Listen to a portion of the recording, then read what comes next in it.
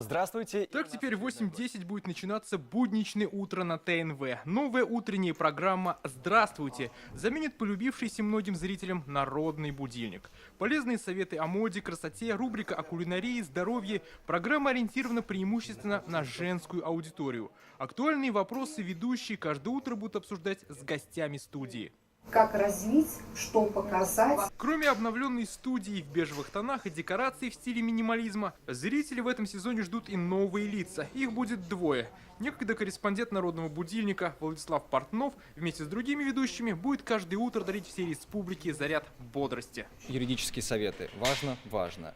Здоровье, семья, дети, самообразование. Все это будет очень интересно для нашей целевой аудитории. И я думаю, что мужской пол тоже, в общем-то, что-то для себя интересное подчеркнет. Первый выпуск программы зритель увидит совсем скоро, 4 сентября. В студии ведущий обсудит тему адаптации ребенка к новому учебному году. Что может быть актуальнее? Начало осени, это всегда связано со школьной порой. Мы будем рассказывать о том, что, в общем-то, как отправлять ребенка в школу, о школьном питании. Это очень важно, чтобы дети росли наши здоровые. И это еще не все, чем удивит ТНВ в новом телесезоне. Следите за новостями. Дмитрий Айринин, Алина Бережная, Ренат Сафин, ТНВ, Казань.